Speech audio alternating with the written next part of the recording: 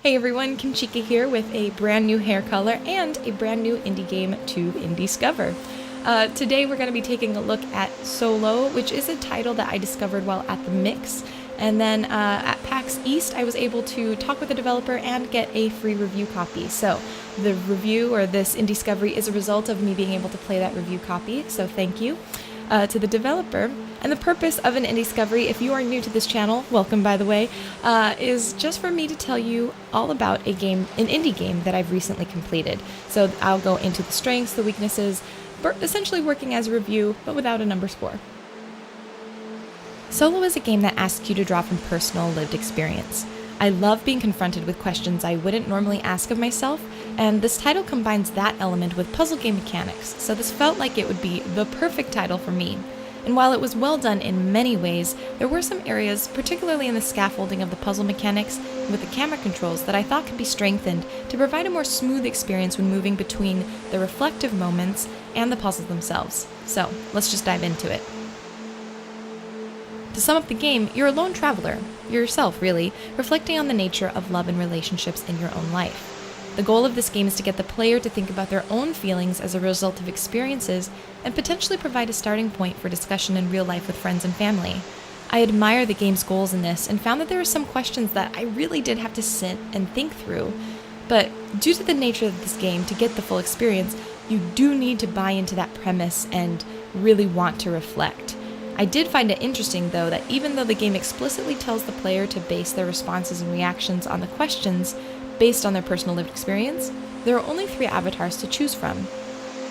A small detail, but nevertheless it would have been nice to have more options, for example for people of color, or even the ability to customize. I did appreciate that there was an older character, which isn't something we see often in games, as well as the questions at the start that ask you about your relationship status and preferences to provide a more personalized experience.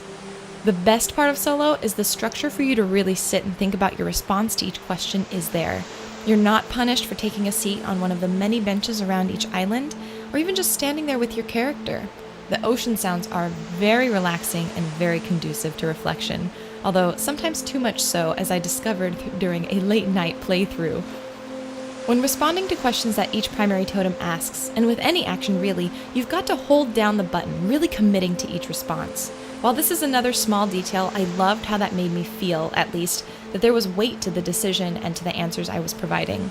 Holding a button for 2 seconds is much more of a commitment than you would initially think, and so it added, again, that weight to your responses. And even with heavier questions, as the questions do get more and more personal as you visit each archipelago, there's a lightness to this title, which is fostered through a couple of the actions you can learn, namely petting animals, playing guitar and various songs with the guitar, and taking selfies and photos.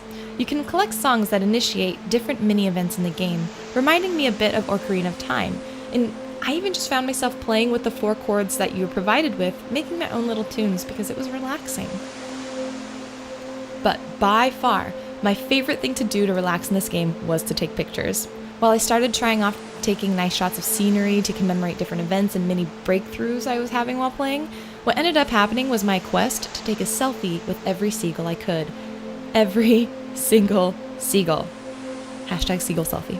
While Solo does many things beautifully, there were some areas that drew me out of the otherwise introspective and relaxing environment, namely the camera and some of the puzzles. While going through the puzzles, I found that the camera and its free-feeling rotation, which I loved when exploring the island, was a bit of a hindrance. Depending on where my camera was, I found the placement of the boxes when creating bridges could get a little temperamental. Nothing that a little patience and time wasn't able to fix, but again, it created more of a divide between the puzzle gameplay and the introspective moments, and it seemed to almost be 2 different games at certain points. This was most apparent for me in the second set of islands. I found myself playing Solo more as a straight puzzle game, for better or for worse, and while it was nice to have a break from heavy thoughts and just focus on solving a puzzle, it did make me wonder that if this bit of pacing and structuring was intentional, essentially allowing the player to have a break from dealing with these questions, or if the scaffolding between the puzzles and those introspective moments maybe could have been done a little bit more smoothly. Ultimately, I would absolutely recommend Solos to gamers who enjoy puzzle titles and are looking for a bit of guided self-reflection. The art style is adorable and so vibrant and happy to look at, and it helps mediate some of the harder questions that the game asks. Again, there are a couple of things that did draw me out of that experience, mainly the structure between puzzle gameplay and the more introspective moments. Just because the game specifically stated it focuses on lived and personal experience, and so much of our lived experience is how we look, I would have loved to see maybe a couple more avatar choices to reflect that mentality as well. And finally, the camera, just a little bit of wonkiness when moving around and trying to really get those angles right on placement of the boxes. I hope you enjoyed watching this Indiescovery about Solo. I certainly enjoyed playing it, and thank you again to Juan, who gave me the copy of this game to play.